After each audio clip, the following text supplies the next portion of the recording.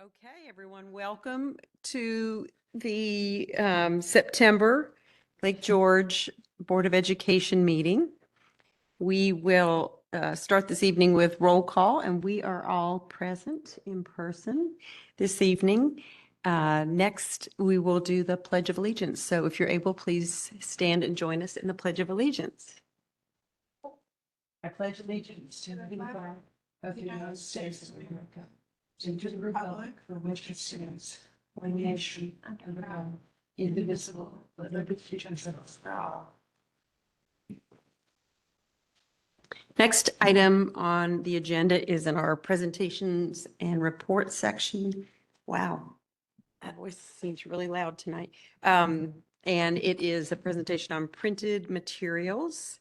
And John, I think you're going to kick us off with that, right? Yeah, as customary at this time of year, we broadly share the handbooks that go out to our students and our parents in regards to the junior senior high student handbook, the athletic handbook, and the elementary student parent handbook. So they're there. They're also on our website. They're also shared through Parent Square as well with parents, and they are updated annually. So these are there. There's no board action needed, but it's certainly something we want to ensure that everybody has links and access to.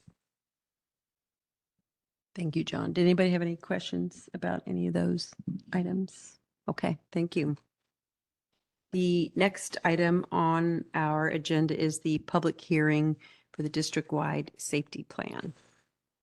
As I mentioned at the August meeting, we have an amendment coming that has been developed based on a regulation and law passed in New York State at the end of July called Desha's Law. That law is in reference to school districts' requirement to develop an AED cardiac response plan, and that there is an amendment that is required to be put into the district-wide safety plan. So that has been accomplished. We took the better part of August to develop our AED cardiac response plan. We were very fortunate in our district to have many systems in place already, but now they're all consolidated into one plan. That plan has been added to not only to the building safety plans, and the proposed amendment is the language that actually would go into the district safety plan, which is linked there. So we do have specific procedures. We have seven AEDs located in physical locations on our campuses, actually 3 campuses, the junior senior high school, elementary, and the bus garage and athletic fields just over here. And we also have floater ones that travel with our teams when they go. So we also have Steve Guidetti as our AED program coordinator. He's trained. All of our students are trained as part of grades 7 through 12 as part of health. So they come out with certifications in CPR, AED as well. We just had a training and opening day. So we're feeling very good about the just communicating the importance and where AEDs are located and the response that they can save lives. So this is in response to that. So as part of that, we're required to have another public hearing. So I can open it up if there's any questions as part of the public hearing in regards to the proposed amendment. Seeing none, we can close the public hearing.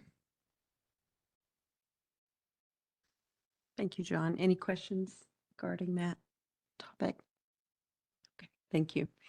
The next item on the agenda is the elementary update with Mr. Jim Conway, our elementary school principal. All right.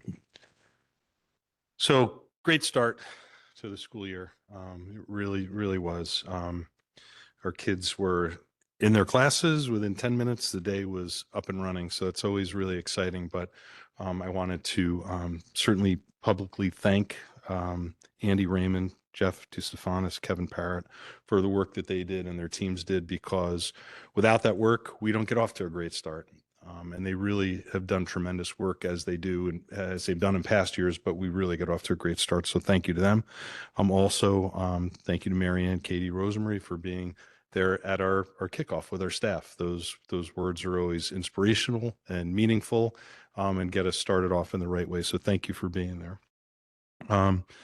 Let's Get Acquainted night our version of an initial open house is this Thursday, September 11th. One of the things that happens there that's kind of unique to us is we put all of our special area teachers in our gym so that our families can travel around and check in with all of the providers that their kids may see during the day, during the week, throughout the school year.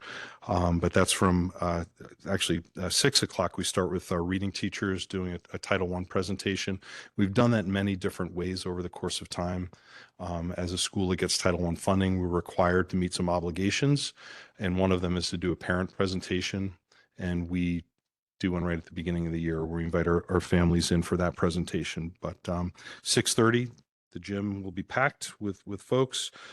Pre-K through second presentations from 7 to 7:30, and then 7:30 to 8 o'clock are third through sixth grade classroom presentations. And again, the purpose of the night is not to show any work the kids have done. They've been there for a few days. It's to really just open those lines of communication between teachers and parents. Safety drills, Mr. Kokoza and I are looking forward to getting started on those safety drills over the next week here. We'll be busy with those. We do have a hot air balloon that's going to visit us next Wednesday. So if you'd like to join us, you're not allowed to go for a ride, but you can get up and close and learn about ballooning. And we thought it was going to be on Friday, but there was a change in plan next Wednesday. And all students will be out there from about 8:10 until 9:30. Try to get it in before there's any wind. We do have a small ribbon cutting ceremony, and now we have the scissors to do it right, which thank you, Mr. Luthringer, for that support. As you know, and I share throughout the year some of the things that our students accomplished through the Student Lighthouse team. One of them was a book vending machine. Right at the beginning of last year, I had no idea that we would have a book vending machine that we would be having a ribbon cutting ceremony for on Friday, but we do.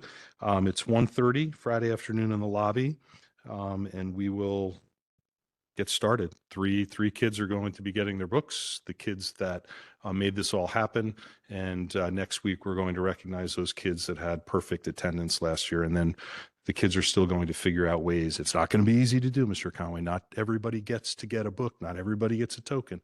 It's got to be something real. They're coming up with what those things happen to be. Fall Festival, the 26th, Friday the 26th.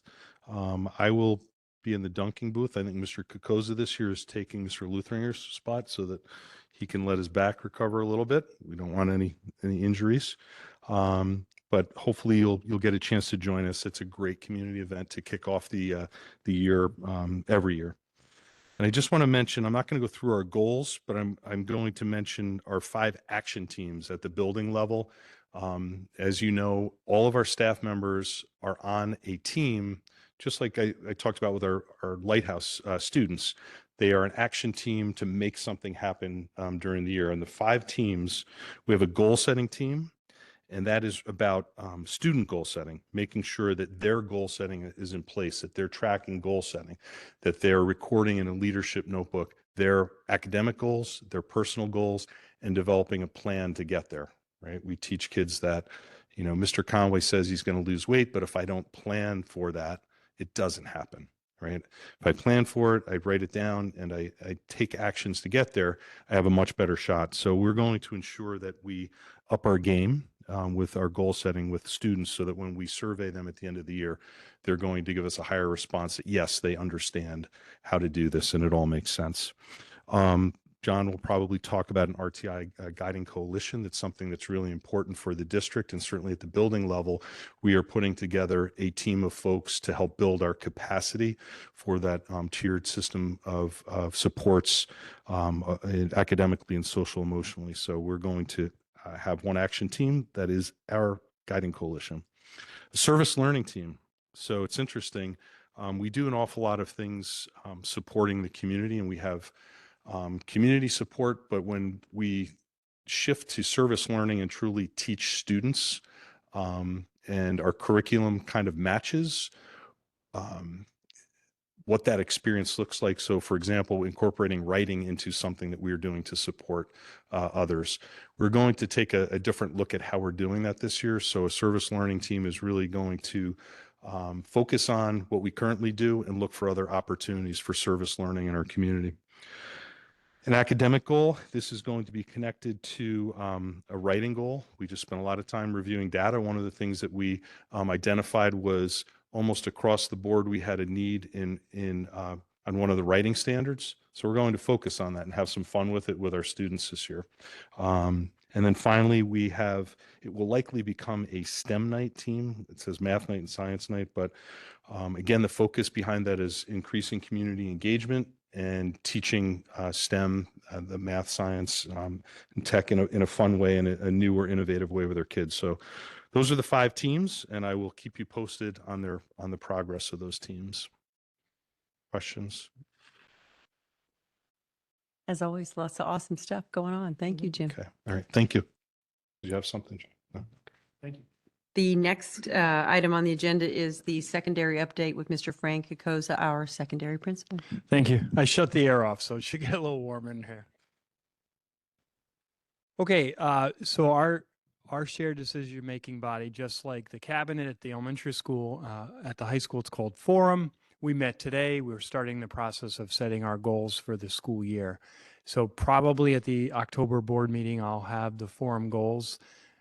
Right now, they're soliciting feedback from our constituents, which is the wider staff of the high school. And from there, we'll focus in on 2 to 3 attainable goals this school year. So more to come on that. Second is, I'm sure Annie and Libby will talk a little bit about the cell phone expectation this school year.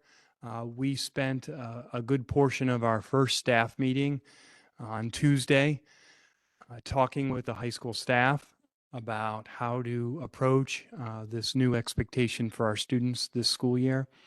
As we are sitting right now, day 4 of the school year, I can say that our transition has been seamless. I don't know if our student board members echo that same sentiment. We'll hear from them during their report. However, from a staff standpoint, we did a survey and gave our staff an opportunity to give feedback about the implementation of the cell phone expectation. And from a staff 7 through 12 standpoint, it has been flawless. We took that measured approach. I utilized the same example that I did at our August board meeting, where I asked a staff member for their cell phone in front of the entire staff and asked them to describe their emotions around that, just like I did with you. And I'm not going to take it. And I think that resonated with the staff, that they could understand truly the impact that this was going to have on our student body. I've heard from a few students where they have appreciated not having the pressure or stress of looking at their phone or being on social media, because across all of New York State, all students are having the same expectations. So I will tell you this, at 2:35, you can see phones come right out, staff and students.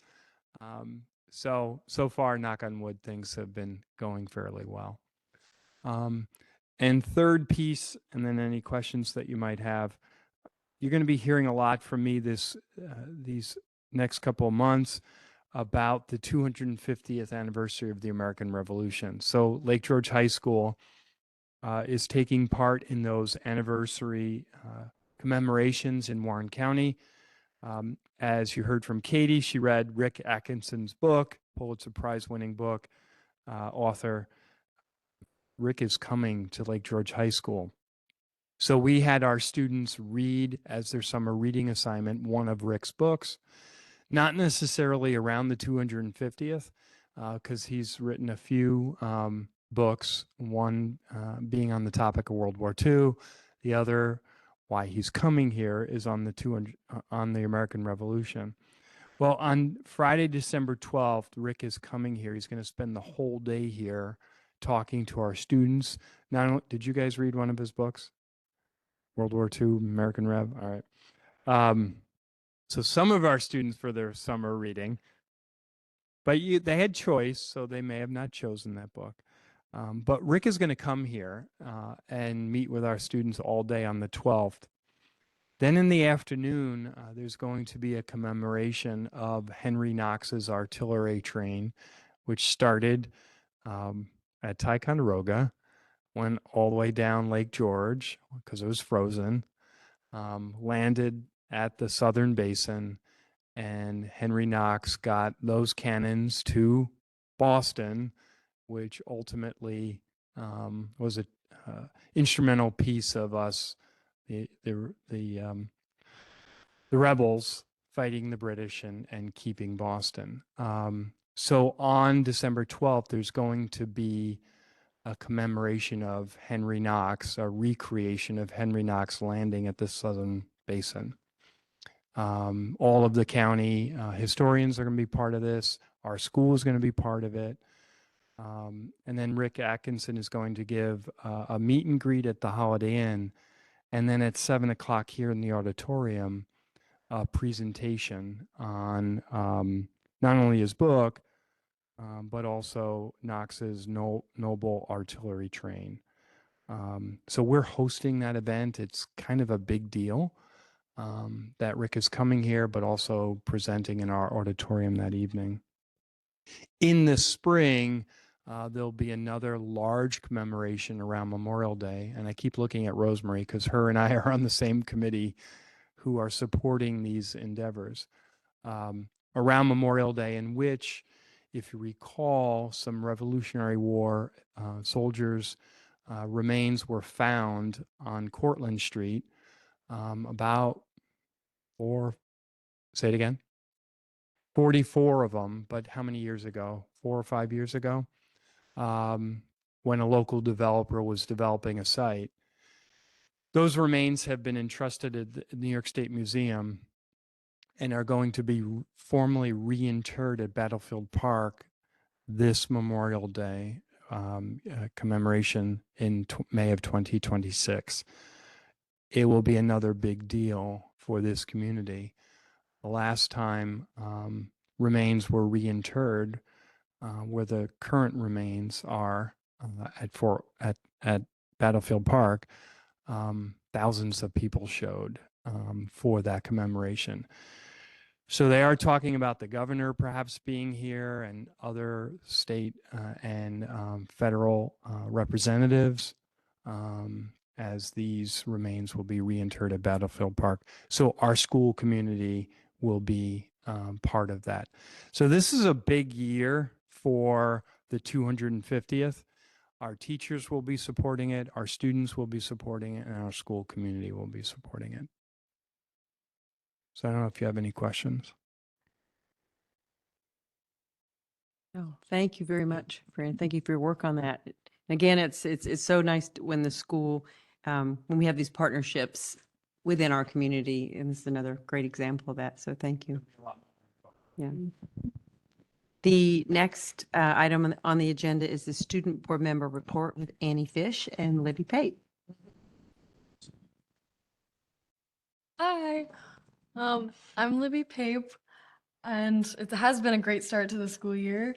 As far as extracurriculars go, I play volleyball, and it has been really good so far. We have our first home game tomorrow night, which everyone's really excited about. Yeah, any?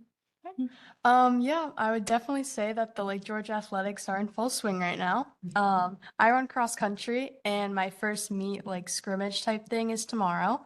And on Saturday, we actually are competing at Queensberry with about 150 plus schools. So, Great. yeah.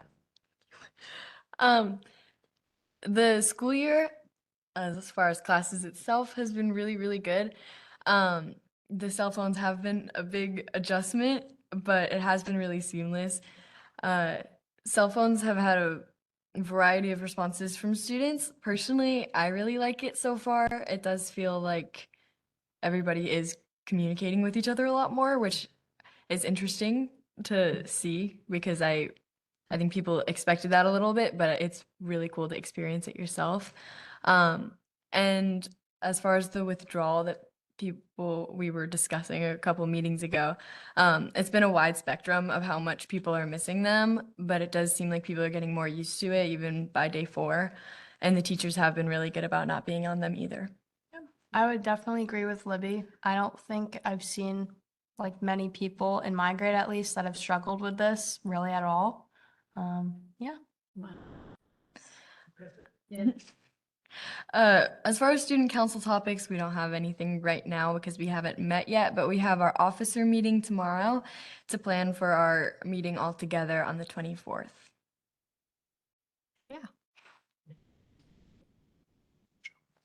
That's great. Thank you very much. Appreciate it. It's good. Sounds like good news all around with the cell phone. So thank you. The next item on the agenda is the superintendent's report with Mr. John Luthringer, our superintendent. Yes, thank you, Katie. Just want to again thank you for a wonderful board retreat. It's always this time of year where it's important for us to look at our district goals and talk about assessment data from the past year. I think we had some really good dialogue. I want to thank our administrative team for supporting that. And it's something that we'll certainly continue to look at and reflect on, but I thought it was a really nice event. So I wanted to thank you, which we just had prior to the meeting. So last Tuesday, we welcomed back all of our staff with 2 opening staff conference days. You heard a little bit about that, but it's a great opportunity to set a positive tone for the year. We always gather together in the little theater and talk about mission, vision, values, talk about the goals that we want to have for the year, preview different things, and really set the tone and vision for the school year. As part of that, as you saw in our retreat, we did share a little bit of information on the New York State Portrait of a Graduate, which was formally adopted by the Board of Regents this year. A lot more to come on that, as that really defines the vision of what it means to be a graduate in New York State as we move forward here. I emphasize the importance of building relationships. We talked about that a lot, and really the goal to continue to strengthen those systems of supports that we have in our district. And that's going to be a big goal for the next several years as we continue to build a strong MTSS program. So a lot more to come on that as we'll be sharing with the board as we continue to have training and really further establish that culture of collective responsibility that we have to ensure our students are successful. On Thursday, we welcomed back our students.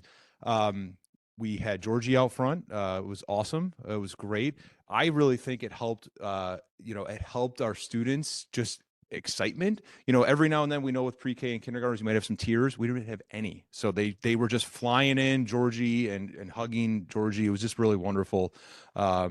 So we welcomed our pre-K students, the class of 2039. We also welcomed our last class of 2025, their last first day of school.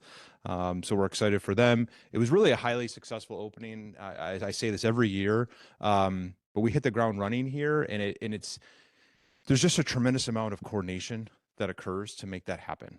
It doesn't happen overnight. It doesn't happen by design. It happens by design, but it doesn't happen overnight. There's a lot that goes into it. And it's really a lot of credit goes not only to our principals and administrative staff as well, but our building and grounds team, our transportation department, our cafeteria workers, our technology department. Matt's over there as well. So many things have to come together to ensure that we have a smooth and safe opening for our students and staff. And I just want to give a big thank you to everybody who contributed to that and made it a really positive opening. Again, it's tremendous. You hear some stories from other districts, and I'm always just so impressed with everything that goes into it. So really wonderful opening. We're so excited to start the year. We're off and running and really getting into our goals and things on day 4.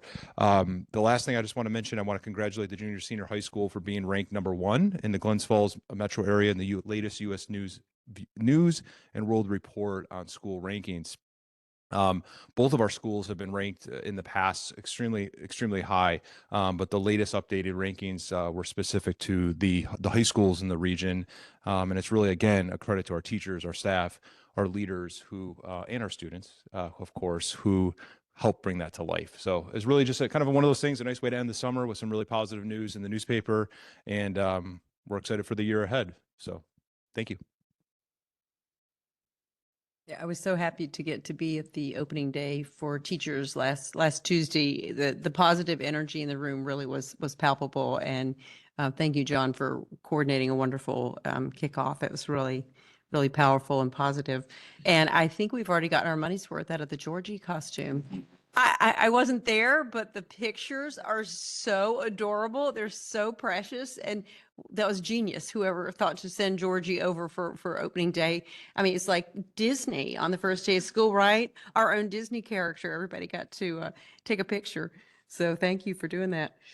The next few reports are our policy, our committee work. And the first committee report will be Audit and Finance, and Mario Fasulo, who is the chair of that committee, will give that report.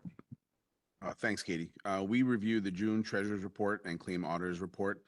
There was additional revenue in June for about 19,500 in proceeds for the purchase of technology for student and staff. Students, seniors are able to purchase their technology at the end of the year, but every 4 years, there's a cycle where teachers are able to as well. And this was one of those years, which is why that dollar amount that we brought in was higher than typical. We also had additional aid from BOCES in the state in the amount of $276,000 and interest for about $45,000. In June, the payroll activity and the warrant activity was high, which is typical for that time of year. It's end of year stipends, balloon payments for 10-month staff, and just closing out any year-end payables. That will be item D on the school business consent agenda. We also reviewed the charter, the committee charter. There was some small formatting suggestions that we had, and then we need to clarify our role, the committee's role with the internal auditor, and Bonnie had clarified that for us. So we did review, we did revise that charter just to take that piece of our role for the internal auditor out. That will be item I on the consent agenda. And then Bonnie did a pretty extensive presentation to review this year's reserve plan. We talked about the reserve philosophy. Last meeting, I talked about how Bonnie had sent out the booklet on all the reserves, and she did that because then she was going to roll into the reserve plan. So we had our homework ready for us if we did it. But we talked a lot about the restricted funds and the unassigned fund balance and the transactions for the year, including withdrawals, interest, and year-end contributions. For the fiscal year that ended June 30th, 2025, the district had a surplus. We ended with a surplus, which allowed us to begin rebuilding the reserves that we depleted, or they were significantly reduced due to the funding of the capital reserve project for the transportation facility. Now we're able to do that while maintaining a tax neutral capital project. So luckily, again, this is not something that's planned out 3-4 years in advance. It's something that the business office is working on for multiple years, 10 years out, to maintain the tax cap, not going over the tax cap, while having enough reserves to work on the projects we need to. We also determined that some revenues exceeded budgeted amounts in several areas, including interest earnings, state and homeless aid, unanticipated grants, refunds, sale of equipment, and drug subsidy reimbursements. We looked at this graph that highlighted the decline in reserve balance in 21 and 22, when the funds weren't transferred to the approved capital fund. Since then, we did have strong interest earnings, and the reserves have been steadily rebuilding towards the levels and limits that existed prior to the capital reserve transfer. I think everybody knows that interest earnings we report every month, and the numbers are very strong. They've increased over 400% since 2017, but we need to keep in mind that those interest earnings are not guaranteed. And when we do our budgets, Bonnie and her office always do a really good job of not planning on those interests coming in at that number. And in fact, in 2021, the district earned barely $16,000 in interest for the entire year. So just goes to show, yes, we have a month where we earned $45,000, and then we have an entire year where we earned 16. And so you can't depend on those numbers. And then, so reviewing I thought there was going to be a link to the presentation. Am I incorrect on that? Okay, thank you. So if you want to see it, it is there. It's an interesting presentation that you put together. This is item F on the consent agenda. We're recommending that the Board of Ed adopt the reserve plan as we present it. The presentation's it's in the consent agenda. Oh, So, thank you. yeah, Okay. just for clarity. Any question? Yeah. So on the charter, the internal audit question was about whether or not to remove some statements, but it looks like it's still in there because the reference to the internal auditor, because it legally has to remain there. Is that So the line, one of the bullet points that was in there was that the Audit and Finance Committee would perform a review on the internal auditor. We don't work with them one-on-one, side by side. That's more of Bonnie's role. So that bullet point we took out. However, we are exempt from having an internal auditor because we have less than 1,500 students. We leave it in the charter in the event we ever got to the point of having over 1,500 students and needing it.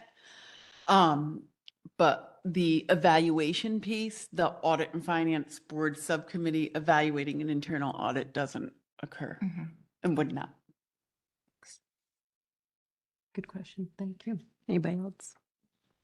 Okay, thank you, Mario. The next report is the Board Development Committee report, and I am the chair of that committee, so I will give that report. We met on August 28th, and the first thing we did was reviewed our charter. We'll be getting charter reports in over the course of the next couple months, because as we begin each school year, our board works pretty heavily in committee. We are very committed to our committee work. A lot happens in our committees, and these charters are our roadmaps. And so this is maybe our third year with our charters. Well, I mean, Audit and Finance has always had one, but we made a commitment to have charters. And as we read through them, we're refining them and making them better each year. The Board Development Committee charter, we had some minor revisions to reflect changes in the documents and support for our new student board members. We also discussed the actual process for annually updating committee charters, which happens at the first meeting for each committee. And we were recommending that each committee ensures that it is reviewed in the first meeting of the school year. And then once the charter is reviewed and updated and has been reported out at the following board meeting, then it will be updated on the school website. That gives the committee does their work, and then it gives an opportunity for the entire board to read through, because it'll be in the agenda, to read through the charter and ask any questions and have an understanding of that committee's work. The next item we discussed was the timeline for the board and the superintendent evaluations. And in the minutes are the dates, and it pretty much follows what we've done the last few years. Some of the timelines are contractual, and some just make logistical sense in terms of the superintendent. And our own, it's going to follow the timeline that we used last year, which is really kind of the middle of the actual school year, doing the evaluation mid-January to early February, and discussing it at the February at the February board meeting in executive session. The next item, we synthesized the August board meeting 2025-26 board goals, the discussion we had at the last meeting about goals. And we had some recommended language for the goals, and that was sent out to all the board members to review prior to this meeting. And during our work in formulating those goals, the need for more time to develop annual goals, having the full board present together was recognized. And so the committee is recommending that the board have a yearly goals workshop be prior to the August board meeting. It would be a workshop that's open to the public. Retreats are not workshops, are open to the public. So it would be a workshop that is open, but it would give us an hour of time set aside to just really get that, be all together for it. Because as we were finding it, we felt like, oh, we wish we had the full board's input, which of course you'll have the input, after the fact, but we felt like it would be better to do it all together. So that's our recommendation. And just to clarify, when you say before the August board meeting, you mean immediately before it? Yeah, not- yes, like that evening, 6 o'clock, an hour before the actual board meeting.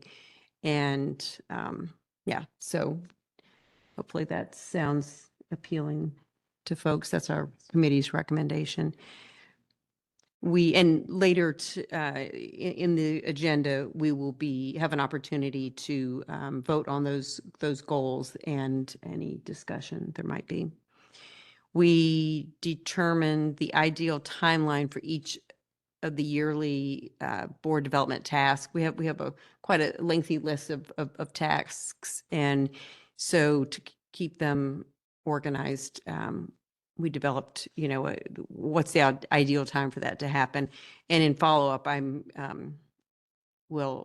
to meet with Sarah to get those stored somewhere so that we can access those. We had an update on new board member and new student board member onboarding. And one of the items, we ensured that the shared decision-making was listed on the student reference guide. And we talked about the importance of policy through committee work and/or onboarding discussions for new board members. We reviewed the board development budget, and a portion of our budget is being used for the New York State School Board Association annual conference next month in October. But we do have remaining funds if needed for other board development opportunities this year. So, if things come up, sometimes when we're at the conference, ideas pop up. If there are opportunities or areas that you wish you knew more about, and, we can do customized programs or take advantage of things that are offered through our local BOCES or through NYSBA and other ways. So that's my report. Does anybody have any questions? Okay, thank you. All right, the next item on the agenda is the Policy Committee report. Mary Ann McKenzie is the chair of that committee, and she will give us that report. Okay. So since our last board meeting, the policy committee has reviewed a group of policies electronically. And then we had our first policy committee meeting of the year last night. And the minutes from that meeting will be on the agenda for next month, but I have the notes here and I'll review it. Report out on it tonight. So in our meeting, the first thing that we did, like the other committees, we reviewed our policy committee charter, and we had a really great discussion. And it's just always so interesting to me. Every year we think that we kind of are dialed in on these charters, and then we get in a room together and have like people bring their perspectives forward, and we have just good discussions. And one of the things that really struck me last night is that we had a lengthy conversation just about one word versus a different word, but it really related directly to like what our responsibilities are and what we're really doing in the committee. And so it's just really good synergy, I think was the word Katie was using. But it's dynamic and positive, so I really appreciate it. So in the charter, we did make several revisions, and one of them was just fine tuning some of the language in the committee's scope to, make sure we have a shared understanding and then articulate some of the committee's oversight responsibilities. We increased the comprehensive list of the compass points or the lenses that we review policy through. So we added, collaborative processes and a commitment to student-centered learning environment. We added a statement of guidance for circumstances where a new policy referral might originate from either the superintendent or from the board. We expanded the list of non-committee members support people to include the NYSBA policy and legal services representatives. And we've made some technical adjustments to align the language and improve the formatting of the document. So in terms of the policies that we reviewed, tonight we don't have any policies moving to second read this evening, but we have 3 policies moving to first read, and we reviewed electronically and then touched on each of these last night. The first one is each of these policies was reviewed per our routine policy manual review process. And the first one was 1410 Policy and Administrative Regulations. And we made several wordsmithing suggestions, nothing substantive, really just to make the language more contemporary and to convey a more positive tone. 1611 is the next policy. This is business of the annual district election. The policy committee makes one suggested revision to expand the description of the role of the annual district meeting and election budget vote chairperson to include reading aloud the results of the budget and election results. The next policy is 1620 annual organization meeting. And there was literally one minor wordsmithing suggestion to improve flow of the sentence. There were 2 policies that were reviewed where there were no suggested changes, and so these policies should receive an updated date of review for tonight, which is 1336, duties of the extra classroom activity fund, central treasurer and faculty auditor, and 1610 annual district meeting and election budget vote. In addition to that, those policies, we also discussed 2 other policies that are not moving forward this evening. One of them came before the committee by way of Area 1 BOCES update, and that's 5681 school safety plans. And they sent revisions that reflect new language requiring all school districts and BOCES to develop training for staff and students around building level safety systems and procedures. And there's new material in there which we reviewed, but we also had discussion and suggestions around clarifying procedures for notifications to parents and students regarding drills. And those revisions are still in process at the committee level. You'll likely see this policy next month for first read. And then there was another policy that we reviewed by our Lake George manual review process, and that was 1540 executive sessions. And the discussion topic centered around the language used in motions to enter into executive session, specifically regarding the legal expectations of how we word the motions and the need to provide transparency while also maintaining the necessary confidentiality so that the purpose of the executive session is not compromised. And so those revisions are still in process in the committee, and you'll probably see that next month as well. And I think that's it. Any questions? Thank you, Mary Ann.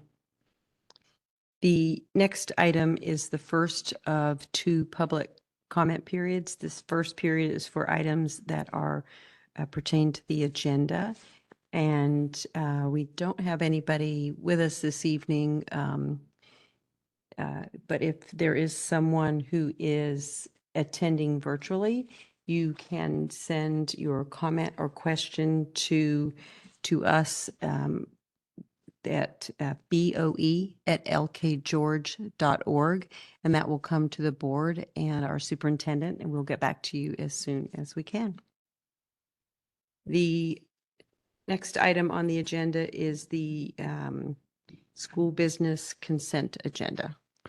As recommended by the superintendent, be it resolved that the Board of Education of the Lake George Central School District hereby approves the school business consent agenda items A through I. To summarize, item A is a motion for the minutes from August 12th and August 20th board meetings. Item B is the Committee on Special Education recommendations. Item C and D are Treasurer's report and Claims Auditor's report as referenced in the Audit and Finance minutes. Item E is a motion to appoint Christopher Mondella as the foster care liaison for the Lake George Central School District. Item F is a motion to approve the restricted fund balance, the reserve funds plan. Item G is a motion to approve the 25-26 professional learning plan. Item H is a motion to approve the amendment to the district-wide safety plan. And item I is a motion to approve the amended Audit and Finance Committee charter. Do we have a motion? Second. Do you have any questions? Any discussion? I did want to make one point. There's a motion to approve the Audit and Finance Committee charter. The other charters don't have to be Okay. approved by the board, but Audit and Finance is different. We do have to approve that one each year. So I just wanted to make note of that you won't see the other charters for approval except for Audit and Finance. So all in favor? Aye. Any opposed? Any abstaining? Motion carries. The next item on the agenda is the 2025-2026 Board of Education goals. So I make a motion that the Board of Education of Lake George Central School District hereby approves the 2025-2026 Board of Education goals. Second. Do we have any discussion, any questions regarding that? I'll just mention that I think it's a great plan to look into using super eval to help us, stay more on top of, looking at our goals more often and paying attention to them. So I really appreciate Superintendent Luke bringing that to our attention Yes. too as a possibility. That part of it in the board development discussion when we were synthesizing all the information from the discussion. That was a great helpful tip at our board development meeting. Okay, so all in favor? Aye. Any opposed? Any abstaining? Motion carries. The next item on the agenda is the faculty staff resignations. As recommended by the superintendent, be it resolved that the Board of Education of the Lake George Central School District hereby accepts the resignation of Kayla Combs from the position of teaching assistant effective August 31st, 2025. Do we have a motion? So moved. Any questions? Any discussion? All in favor? Aye. Any opposed? Any abstaining? Motion carries. The next item on the agenda is the faculty staff appointment consent agenda. As recommended by the superintendent, be it resolved that the Board of Education of the Lake George Central School District hereby approves the faculty staff consent appointments items A through C. Item A is a motion to appoint Bruce Nelson to the permanent position of full-time bus driver. Item B is a motion to approve the one-year appointment of Georgia Halstead as a full-time bus monitor. And item C is a motion to amend the 25-26 coaches list and the 25-26 volunteer coaches list. Do we have a motion? Second. Do we have any questions? Any discussion? All in favor? Aye. Any opposed? Any abstaining? Motion carries. So in the previous item, thank you to Kayla for her service to the district and welcome to the folks in this line item. Thank you. The next item on the agenda is the Board of Education comments and discussions. Do we have anybody? Yes, I'll bring up, I spoke with Marianne a little bit earlier today. I just wanted to let everybody know that the 2025 proposed bylaw amendments and resolutions packet has been emailed out. And so I hope I forwarded it to the rest of you. So the hope would be that you'd be able to look over some of this information before the next board meeting and also before that business meeting on October 16th. But also, the thought is that some of the resolutions might actually align fairly well with some of the work that our board committees do. So something that I thought we could take a look at is in these resolutions, are there ones that would be appropriate to say have the Audit and Finance Committee put their eyes on, or curriculums?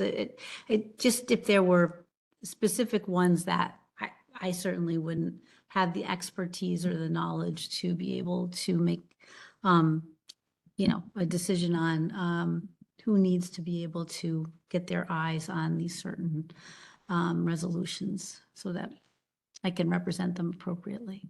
So, our homework assignment is to go through all those and be ready to give you input at the October board meeting. Is that correct? yes. Being very Yes. helpful.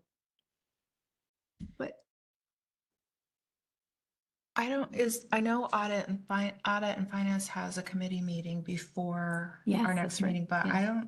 are there other ones, other No. committee meetings before then? That's the challenge. But anyway, Yes. that's an important one because there's usually a lot of resolutions that kind of Have to fall do into with that finance. category.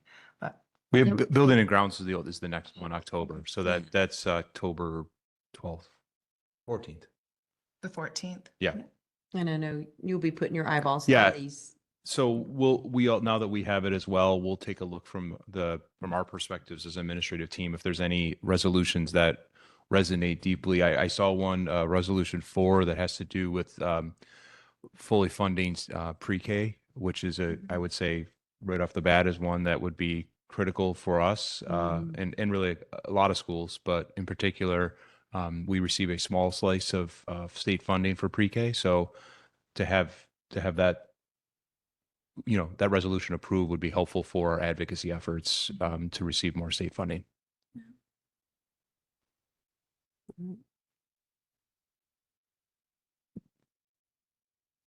I just wanted to recognize tonight the loss of our superintendent, our prior superintendent, Sharon Parker.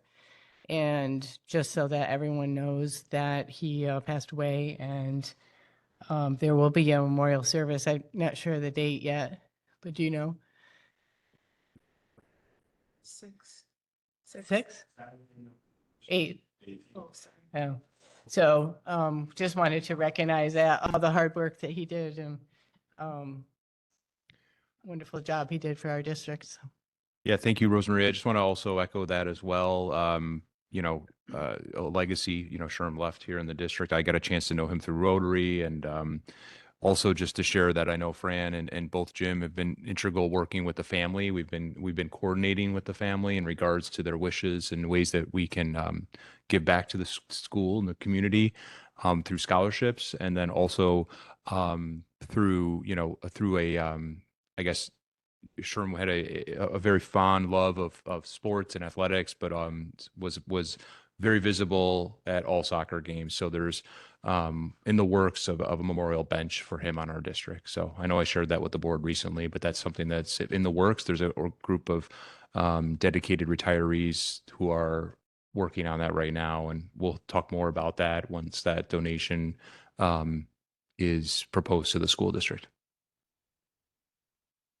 Thank you. Thank you, Rosemary. Thank you.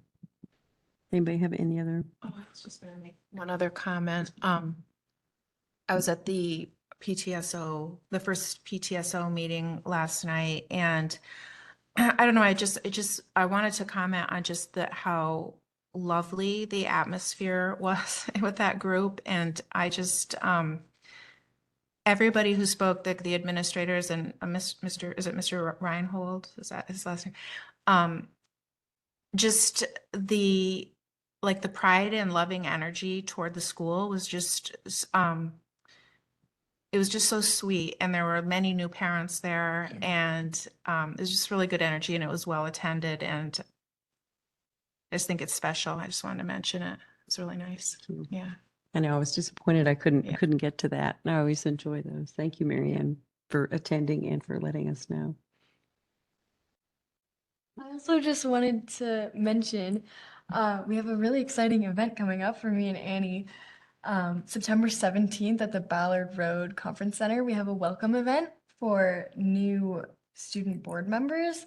This conference is occurring across the state at the same time for all student board members, so that's really cool. Yeah.